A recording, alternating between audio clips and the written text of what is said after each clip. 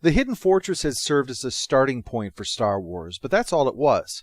Lucas quickly rejected turning this into a remake, and instead worked to find a way to build upon that foundation in order to create something. This was not an easy task. As was mentioned earlier, George Lucas has a very low opinion of his own abilities as a writer. And yet there was no one but him that could translate the various ideas that he had into a single coherent story. But that didn't change the fact that Lucas felt very frustrated with himself about the whole process. He compared writing to walking through the desert, picking up rocks because he needed rocks, only he didn't know why he needed rocks. He didn't know the rocks that he needed. He only knew that whatever rock he picked up was the wrong one. But nevertheless, it was down to him to get through the ordeal of changing his original treatment into a 100% complete shooting script. To help him, Lucas began voraciously reading, looking for things that he could draw upon for his story. It's at this point that we should keep in mind something very important with the creative process. Art frequently draws upon other art. Drawing upon it, being inspired by others, that's all a natural part of the process. As I've covered elsewhere, the difference between that and a ripoff is the question of what did the new work add in order to make it special? The Magnificent Seven was a reimagining of Kurosawa's Seven Samurai. Kurosawa frequently drew upon Shakespeare, and Shakespeare drew off of others. So long as the material drawn upon is creatively employed, as long as someone finds an imaginary way to use it, this is all perfectly valid. So as we go on, keep in mind that, while many other works will be brought into this, Star Wars is not a rip-off of anything. It's just that with so much known about every step of its creation that this is made all the more apparent. But the final product is a unique fusion of all these things into a single vision that moves seamlessly between those elements. So Lucas quickly began expanding from the Hidden Fortress into other works. One was another Kurosawa film, actually, Sanjuro, a sequel to the aforementioned Yojimbo, involving a samurai that decides eventually to help 9 young and inexperienced samurai to rescue their chamberlain from the lair of the evil superintendent. But it wasn't all just Japanese films. Another source was Dune, the famous novel by Frank Herbert that was a tale of galactic politics, betrayal, and spiritualism. The most obvious was what would eventually become the planet Tatooine, and even the name Sandcrawler, although other aspects would be drawn upon later on. Also of interest was John Carter of Mars, which provided the bantha for the desert planet and the name Sith. And he was also interested in the works of Isaac Asimov, the Foundation novels especially, but also the idea of including robots. A specific mention is made in Lucas's notes referencing Asimov and his robots. But the Emperor, a galaxy-spanning empire, a capital world that's composed entirely of cities, and even the name of the weapon, Blaster, is drawn from Foundation. But it wasn't just the great works of science fiction from literature either that Lucas was exploring. He got into everything that could help him come up with ideas. Comic books, pulp novels, old film serials. Some derisively and erroneously refer to Star Wars as a B-movie, just a big-budget one. Besides the fact that a big-budget B-movie is a contradiction in terms, Star Wars did not look for inspiration in the low-budget science fiction films that frequently filled that role in cinemas. No. Some of it is stuff that people might snobbishly dismiss, sure, but it was, frankly, the only place that you were going to find such things. That was the whole point of making Star Wars. Lucas only made Star Wars because nobody else was making movies like that. These were ideas that had been ostracized, but there was no reason that they couldn't be married to more sophisticated work. Why not merge the spiritual ideas of Dune and the creations of Jack Kirby? Why not combine the samurai drama of Kurosawa with the villainy of the fighting devil dogs? This is what I mean when I'm talking about creating something new.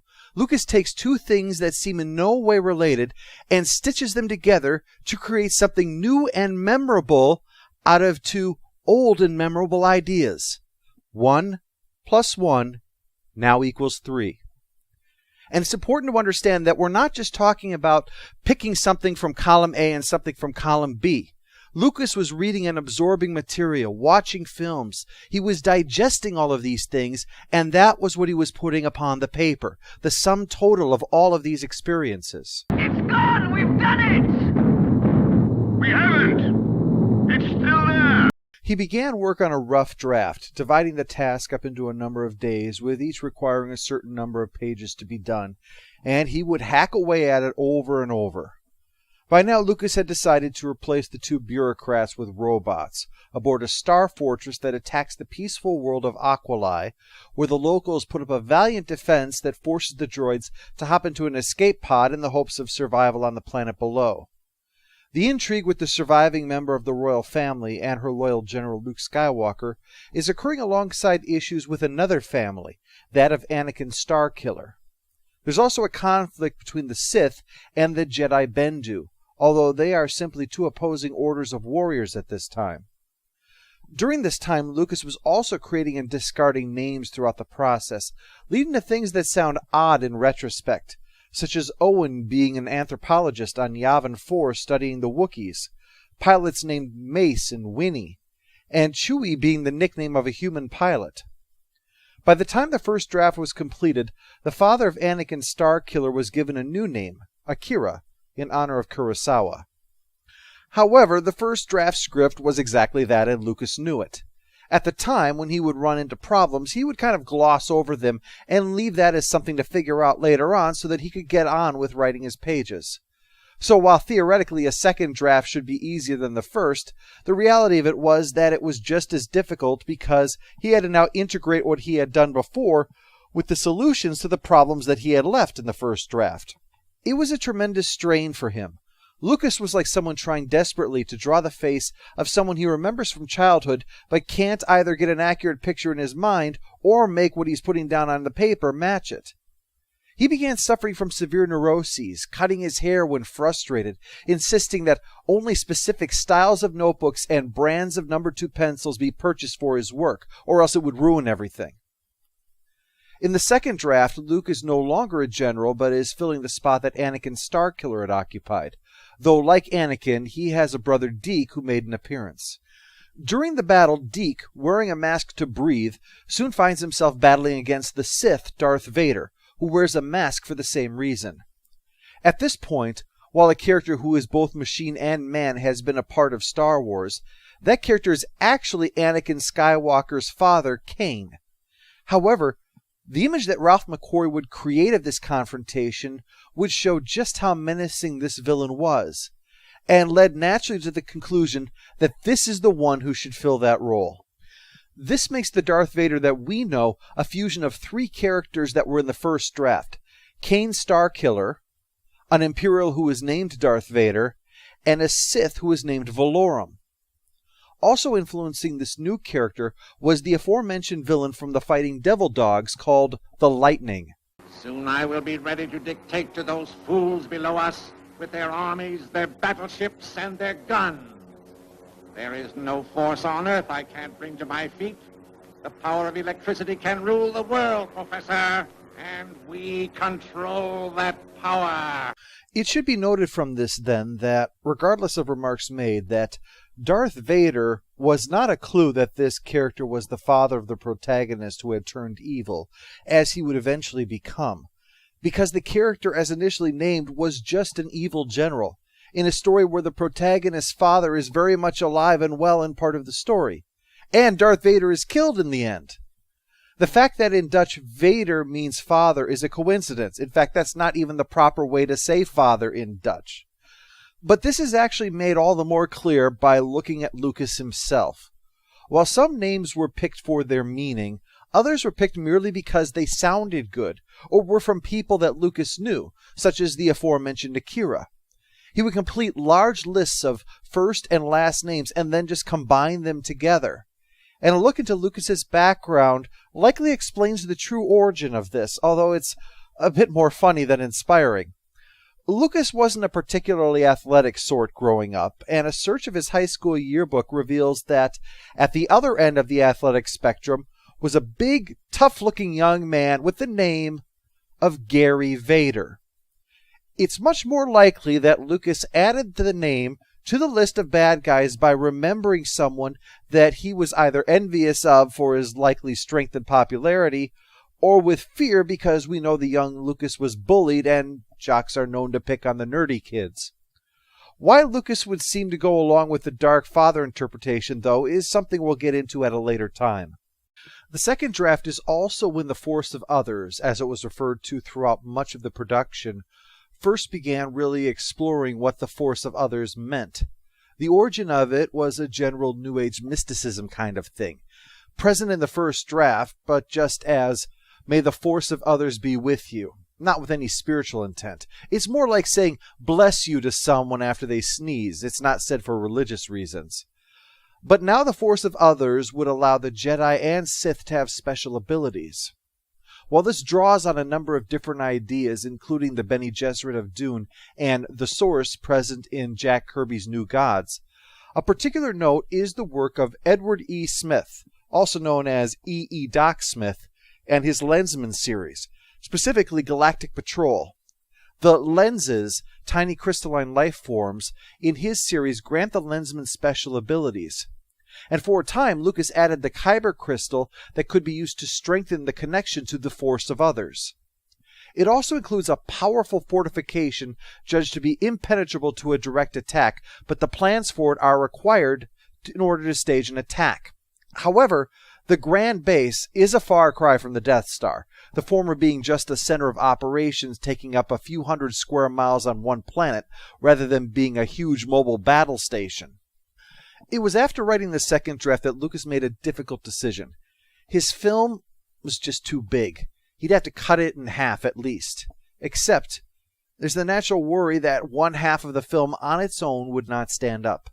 Therefore, Lucas pulled elements from throughout the entire story together into a single condensed film.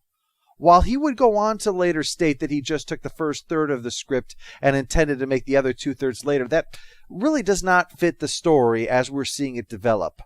While some things, such as the asteroid field for Empire Strikes Back, and turning the original ending into the second half of Return of the Jedi, note that the ending for Star Wars and that part of Return of the Jedi both involve a forested moon and the destruction of a Death Star. What Lucas was overall doing was just giving the script more focus. It wasn't as if Star Wars was the first act of a three-act play. It was that Lucas pulled all these other pieces out and then set them aside to maybe pull into something else later on. One change this necessitated, that of the Yavin moon going from the home of the Wookiees to just a rebel base, made Lucas decide to instead make a Wookiee the co-pilot for the now human Han Solo. But while the second draft was now more feasible, Lucas still wasn't satisfied with it. He had moved even farther away from the hidden fortress, even going so far as to remove the princess, a point that bothered him because he realized she was the primary female character of the work. So to try to compensate for her removal, Lucas decided that in the next draft the character of Luke would be female. In fact, some of Ralph McQuarrie's art during this period would show a feminine counterpart to Luke. That decision didn't last, though, but not for the reason that he had abandoned other casting ideas. Lucas had toyed at one point with making the entire cast black, and at another point with making them all little people. Lucas was stuck with this feeling that he was missing something and was trying anything that he could think of to shake things up and have the idea emerge. What finally helped things crystallize for him was reading Hero with a Thousand Faces by Joseph Campbell. Lucas realized that the thing he was struggling with was to try to create mythology or fairy tales within the context of science fiction. The reason that Luke was returned to male was because the character was actually being split, with some of the attributes being in the farm boy and the other attributes being in the princess, who was now being placed back in the story.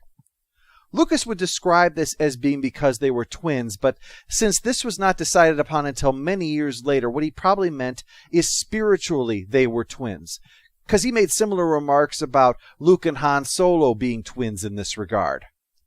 While it might be Luke's role in the story to rescue the princess as part of his overall character path, she had all of the traits that he wished he had himself. Self-assuredness, charisma, strength of conviction, strong will.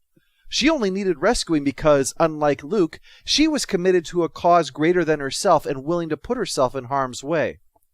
Her involvement in opposing the Empire now wasn't based on the fact that she was from a rival nation or on the run from them because her power was being threatened, but because she was taking action against an oppressive force that had taken control of the government. allowing Star Wars to still have the message that he had wanted to have for Apocalypse Now, that the government does terrible things because people don't step up and try to stop them from doing it. The princess would have everything to lose by siding against the powers that be, but she was just that committed to opposing the evil that would otherwise go unopposed. Also at this time was the first inclusion of the old man to train Luke in the ways of the Jedi. The destitute fellow on the side of the road just looking for some food. Another nod to Kurosawa. But now that Lucas had this mythological direction to it, he knew he needed more from this character. He would be going on a journey to claim what was the MacGuffin of the tale, the Kyber crystal. This had been appearing throughout the other drafts, but now Lucas realized that this needed to be in there as part of a quest for the story. All of this came together in Lucas's third draft, which he was starting to feel a lot better about. However, that's when Fox informed them about the budget cuts, and Lucas knew another draft was going to be necessary in order to reduce costs. Most notable would be the planet Alderaan, which was supposed to be the capital of the Empire, with action occurring on a floating city. It's here where the princess is locked up, awaiting Han and Luke to rescue, and the Kyber crystal that the old man is seeking. To save money, Lucas decides to concentrate all Imperial activity on the Death Star itself, and Alderaan would replace Organa Major as the princess's world. But a fourth draft also allowed him the opportunity to further revise things in light of his growing views on what the film was trying to be, a modern fairy tale. The opening words, in fact, that would become so synonymous with the film, were merely just an updated version of what we've all heard. Once upon a time in a land far away. With all of the revisions now in place, including removing the Kyber crystal and revising Obi-Wan's path throughout the story, Lucas felt that he had something that he could turn into a shooting script. Except for one thing. The words. Oh, there were lots of them, but he hated them all. And as many said, these were lines that you just could not say. They didn't sound the way that people talk. So Lucas turned to Gloria and Willard Hike for help.